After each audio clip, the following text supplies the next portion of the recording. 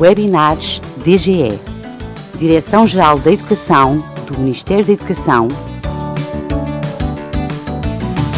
divulgação de projetos, iniciativas e boas práticas na educação portuguesa. Bem-vindos a mais um webinar da Direção-Geral da Educação, hoje dedicado ao tema Literacia Emergente. Para falar sobre este assunto, convidamos a professora doutora Ana Cristina Silva e a doutora Sofia Jorge Ferreira. A professora doutora Ana Cristina Silva é doutorada em Psicologia da Educação e é docente no ISPA, Instituto Universitário. Além disso, investiga há 20 anos a aprendizagem da leitura e da escrita com obra publicada em Portugal e no estrangeiro. A doutora Sofia Jorge Ferreira é mestre em Psicologia Educacional pelo ISPA, Instituto Universitário, e desde 2008 técnica superior de Educação na Fundação HCAM Portugal. Agradeço em nome da Direção-Geral da Educação a disponibilidade para estar aqui hoje a falar-nos sobre este tema. Muito obrigada. Professora Ana Cristina Silva, muito obrigada por ter aceitado este convite para estar aqui hoje novamente a falar connosco sobre a área da literacia emergente, que é uma área de trabalho que a Fundação tem privilegiado, nomeadamente no âmbito do programa de literacia familiar Conto Contigo, de que aliás é também consultora. O que é que significa literacia emergente? De que competências estamos a falar? Porque é que é tão importante que os educadores de infância, os pais, até mesmo os professores de primeiro ciclo, estejam despertos para este conceito e para estas competências? Muito obrigada pelo convite da Direção-Geral e da Fundação HCAM e da oportunidade de falar de uma coisa que eu considero particularmente relevante para prevenir as dificuldades de aprendizagem. O conceito de literacia emergente remete para as competências e os conceitos que as crianças desenvolvem de forma informal à volta e sobre a linguagem escrita. Portanto, e quando eu falo de forma informal, falo em contextos familiares. Portanto, todos os pais, por exemplo, já fizeram perguntas sobre as letras do seu nome, sobre como é que se escreve uma determinada terra, já escreveram coisas à frente dos miúdos, etc. E nestes contextos os miúdos vão aprendendo.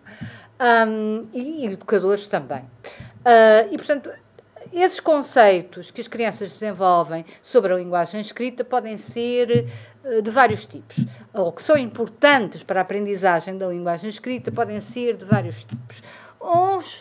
Um tem a ver com a capacidade para refletir sobre a linguagem, que remete para as competências metalinguísticas, em que há várias dimensões. Uma das dimensões é a consciência fonológica, que é a capacidade para refletir sobre os sons das palavras, nomeadamente sobre sílabas, sobre fonemas, sobre rimas, etc. E, portanto, é importante diferenciar estas várias dimensões porque têm diferentes níveis de dificuldade, ou seja, as crianças facilmente, aos 5 anos, são capazes de perceber que pato tem 2 sílabas, mas se calhar vão ter muita dificuldade em perceber que pato tem 4 fonemas. E porquê é que isto é importante? Porque, passado 1 ano ou 2, essas crianças chegam à escola e, utilizando o chamado meta-analítico-sintético, os professores muitas vezes começam pelas vogais e as vogais não têm qualquer problema, porque as vogais correspondem à sílaba inicial.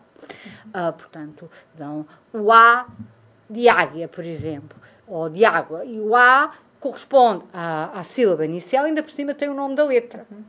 Agora, quando as crianças começam, por exemplo, a aprender o P para pato, portanto, elas têm que, para conseguir compreender esta informação, e não quer dizer necessariamente que os professores deem desta maneira, têm que ser capazes de perceber que o fonema inicial é o P e depreender a relação entre o P e o P e perceber que as letras representam componentes fonéticos das palavras. E isto, se calhar, é bastante mais complexo do que se poderia pensar à primeira vista, exatamente porque, provavelmente, se eu lhe tivesse perguntado quantos sons é que tem a palavra pato, a Sofia iria responder-me 2, porque as sílabas é que são as unidades naturais. E, portanto, os miúdos facilmente, como eu já disse, chegam à sílaba, têm mais dificuldades em chegar às entidades fonéticas, que são entidades abstratas.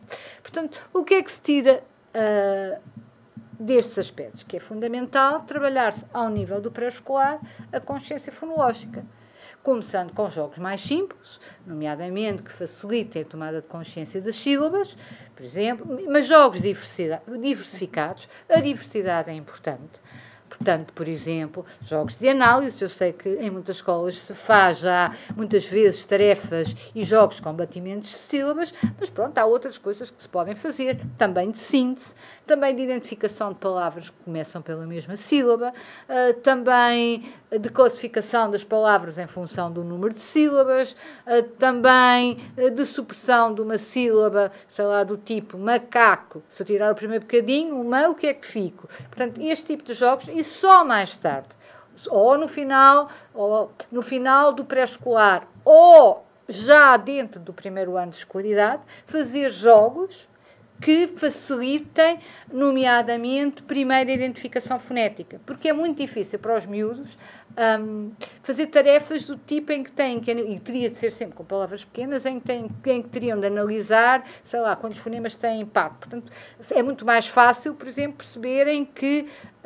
faca e fita começam pelo mesmo som. E, nomeadamente, começar com jogos com este tipo de com palavras que começam por sons como o f, o v ou o r, que estão mais, em que o som está mais, não está tão colado, digamos assim, à vogal, do que sons como o p. Portanto, fazer coisas do tipo pato, povo e tacho é mais difícil do que faca, fita e borracha, quais são os dois que começam da mesma maneira. Pronto. E isto é uma área extremamente importante porque há imensos estudos que provam que existe uma relação entre a consciência fonológica e o sucesso na aprendizagem da leitura. Portanto, é uma área em que é fundamental trabalhar-se quer no pré-escolar, quer no primeiro ciclo. Também, ainda dentro da consciência metalinguística, pode ser também importante trabalhar a consciência da palavra, ou seja, levar os miúdos a perceber que as palavras não são propriedades dos objetos, mas são rótulos arbitrários, e que as frases, e contar o número de palavras que existem nas frases, porque para os miúdos de idade pré-escolar, muitas vezes o que são palavras são elementos com conteúdo, e elas não são capazes de separar a palavra do referente. Por exemplo, se eu perguntar a um miúdo, diz-me lá uma palavra grande, ele diz elefante porque os elefantes são grandes. Diz-me lá uma palavra pequena, ele diz formiga porque as formigas são pequenas. No entanto, o número portanto, estas dimensões e, portanto, o contar as palavras é muito importante porque, como eu disse, os miúdos muitas vezes consideram, se eu disser o gato comeu o rato, há 3 palavras, é gato, comeu e rato, porque os U's não são palavras. E depois isso vai se refletir na forma como escrevem. Para além disso, também a consciência metalinguística tem outra dimensão, que é a consciência sintática, que é a capacidade para refletir sobre a gramaticalidade das frases e, eventualmente, para as corrigir. Que os estudos, por exemplo, muitos miúdos, se eu disser a frase o bebê chorou antes que dormiu, vão considerá-la correta. E, portanto, os estudos demonstram que esta capacidade para refletir sobre a correção gramatical das frases está associada posteriormente à compreensão leitora. Portanto, os miúdos que têm melhor consciência sintática são aqueles que mais tarde, portanto, há uma correlação, mais facilmente vão compreender os textos que vão ler. Portanto, isto é uma dimensão que, portanto, o que eu tenho estado a falar até aqui é essencialmente sobre a consciência metalinguística. Para além disso, outra dimensão importante é aquilo que se chama o projeto pessoal de leitura. Ou seja, as crianças serem capazes, e que está mais relacionado com os aspectos motivacionais, que são tão importantes como os aspectos cognitivos, que têm a ver com as crianças serem capazes de explicitar razões próprias e pessoais para quererem aprender a ler e escrever. Porque aprender a ler e escrever é, de facto, difícil, exige por parte das crianças, de facto, um grande esforço. E, portanto, a construção de um projeto pessoal de leitor passa por as crianças vivenciarem situações diversificadas, quer em contexto familiar, quer em contexto do pré-escolar, quer em contexto do primeiro ciclo, em que as atividades de leitura se tornem intrinsecamente interessantes para elas. não só é o ler livros de histórias, mas é o ler livros com uma expressividade, com um envolvimento que torna o livro um objeto e a história um objeto absolutamente mágico. E é ler, que não é bem a mesma coisa que contar. Ler.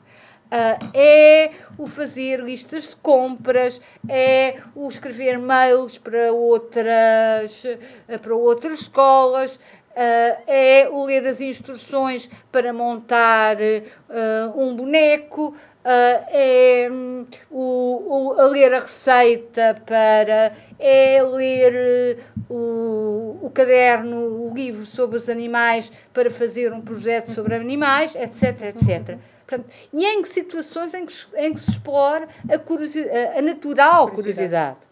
E neste contexto, pode ser usado para explorar, nomeadamente, dimensões que eu referi anteriormente, relativamente ao conceito da palavra, ao conceito de letra, ao conceito, etc. Outro aspecto fundamental é a forma como as crianças pensam o próprio código escrito. Sim. Muitas vezes as crianças chegam à escola sem perceberem ainda que a escrita representa os elementos fonéticos. E, portanto, pôr as crianças... Portanto, isto remete para uma coisa que os autores chamam, na linha mais construtivista, da Emília Ferreiro, as concepções infantis sobre a linguagem escrita, numa linha mais anglo-saxónica, aquilo que se chama a escrita inventada. E a escrita inventada, basicamente, é isto, é pôr as crianças a escrever e ver como é que elas pensam sobre a linguagem escrita. E, portanto, o que os estudos indicam é que as crianças estão a diferentes níveis.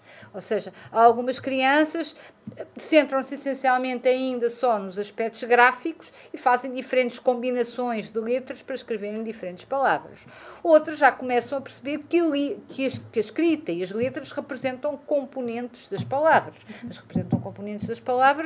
Mas muitas vezes elas associam exatamente porque a sílaba é tal entidade natural, uma letra, uma sílaba. Ao princípio, letras aleatórias, ou calhas, e depois, gradualmente, começam a representar,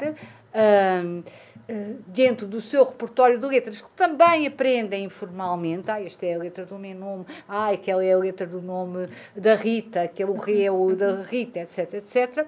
Portanto, começam a mobilizar as letras que correspondem aos sons que são capazes de começar a isolar. E, portanto, gradualmente evoluem para uma concepção alfabética da escrita, ou seja, perceber que as letras representam, as letras ordenadas espacialmente no espaço, que é assim que elas aparecem nas palavras escritas, certo? Correspondem aos sons ordenados temporalmente. E, portanto, atividades em que se põem os meninos a escrever, mas sobretudo em contextos que façam, porque uma coisa é sentido, não é pôr, por exemplo... Nós estamos a falar de escolarizar, exatamente. Porque começamos a correr o risco, não é? Ao realçar toda a importância do desenvolvimento destas competências numa etapa pré-escolar. Começamos e vamos ouvindo, até a preocupação de muitos educadores de infância, da escolarização e começar a justificar as dificuldades que há no primeiro ano, como uma falta de trabalho feito na educação pré-escolar ou de ensino explícito para o desenvolvimento destas competências. Não é disso que estamos a falar. Não, de todo. Estamos a falar de pôr os miúdos, sei lá, se vamos fazer uma lista de compras, porque isto que eu vou dizer é diferente, por exemplo, apesar de também ser importante, de o educador ou o pai escrever à frente deles. É pôr os miúdos a escrever, sei lá, vamos fazer uma lista de compras para a festa de Natal. E vamos comprar sumo. E vamos discutir como é que se escreve a palavra sumo. Até todos, 3 ou 4 miúdos, chegarem a acordo.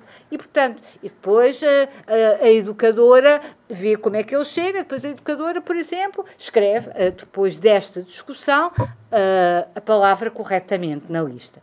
Mas, portanto, esta discussão, por exemplo, entre os miúdos, ajuda-os, e, portanto, há muitos estudos que aprovam isto, ajuda-os a refletir sobre o que é que as letras representam.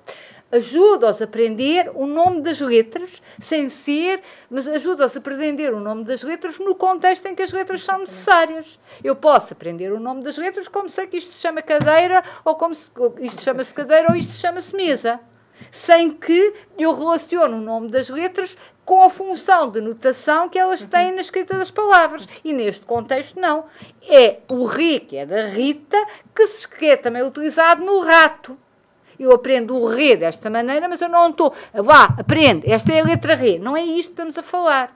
E, portanto, neste contexto, estava eu a dizer, as crianças evoluem no sentido de perceberem que as letras representam os sons das palavras, aprendem informalmente o nome das letras e, ao mesmo tempo, vão refletindo, vão desenvolvendo as tais competências metalinguísticas, nomeadamente a consciência fonológica. Portanto, um educador que esteja bem a par do que é que são as competências de literacia emergente pode perfeitamente integrar este trabalho de forma intencional, mas aproveitando as oportunidades que espontaneamente as crianças também trazem na rotina do pré-escolar e fazer uma ponte também com a família, não é? Exatamente, também pode fazer uma ponte com a família, nomeadamente em relação a determinados jogos que podem ser feitos em casa, nomeadamente em relação à escrita de recados para a família, nomeadamente à leitura de livros de histórias e como é que pode ser feita a exploração dos livros de histórias, etc. Em muitos contextos. Mas pronto, é muito importante aquilo que disse em relação a...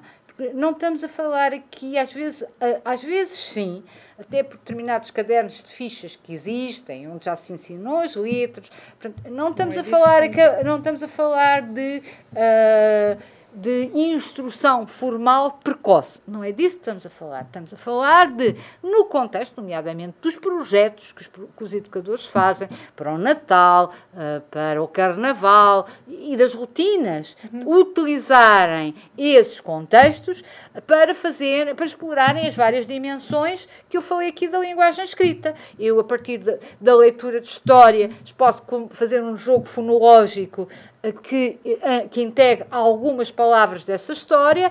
Eu, a partir da leitura de histórias, posso, por exemplo, explorar como é que se escreve, como é que os miúdos acham que se escreve determinada palavra. E aqui não é tanto se está certo ou está errado, é exatamente pôr os miúdos a apreender o código, porque de facto a natureza do código, esta história de as letras representarem as entidades fonéticas, é um grande obstáculo conceptual para o sucesso na aprendizagem. Muitas vezes os miúdos vão falhando na progressão do ensino das letras, exatamente porque não tem a ver com déficits cognitivos, não são disléxicos, não têm instrumentos conceptuais para compreender a lógica alfabética. E muitas vezes, quer no contexto do pré-escolar, quer em contextos familiares menos sensíveis para as questões da literacia, quer muitas vezes também no contexto do primeiro ciclo, não lhe é proporcionado instrumentos para eles perceberem a lógica da escrita. E isso pode ser o fator fundamental para porque as crianças entram naquilo que se chama uma certa confusão cognitiva, muitas vezes não por qualquer outro tipo de déficit. E quando nós falhamos, temos tendência a fugir daquilo que falhamos. E, portanto, acho que é... Diga. Portanto, não podendo ou não devendo ir por um caminho de culpabilizar, entre aspas, o pré-escolar ou crianças que nos chegam, porque há uma grande variabilidade entre o desenvolvimento de competências à entrada do primeiro ano, não é? E um olhar atento, se calhar consegue perceber que há crianças que já estão numa fase de compreensão mais avançada do que a linguagem escrita do que outras. Parece-me que faria sentido, sendo este, pelo que está a dizer, um processo contínuo, que o professor de primeiro ciclo pegasse e continuasse a desenvolver. Sim. E às vezes o que parece é que há uma ruptura. Sim. Acho que este tipo de atividades que eu acabei de referir são extraordinariamente, quer de consciência fonológica, quer do desenvolvimento do projeto pessoal do leitor, porque estamos a promover aspectos motivacionais nas crianças, quer de reflexão e de escrita mais ou menos espontânea. É extraordinariamente importante que continue no primeiro ano de escolaridade. Até porque os miúdos que chegam à escola muito evoluídos, quase que já sabem ler e, portanto, aprendem, por assim dizer, muito facilmente. E, portanto, quem precisa de mais atenção são exatamente estes miúdos que tiveram pouco contacto com a linguagem escrita, muitas vezes nem sequer tiveram no pré-escolar, vêm muitas vezes de famílias de níveis socioeconómicos mais desfavorecidos, em que o contacto com o livro Com esses temos que ir muito para além do manual escolar. Exatamente, com esses temos que ir muito para além do manual escolar. Muito obrigada, professora Ana Cristina Silva. Obrigado, eu. Muito obrigada à professora doutora Ana Cristina Silva e à doutora Sofia Jorge Ferreira por terem partilhado connosco estas ideias sobre a literacia emergente e a sua importância. Aos nossos espectadores, muito obrigada pela atenção. Qualquer comentário ou dúvida que queiram colocar, podem o fazer através do e-mail webinar@dge.mec.pt. Até ao próximo webinar.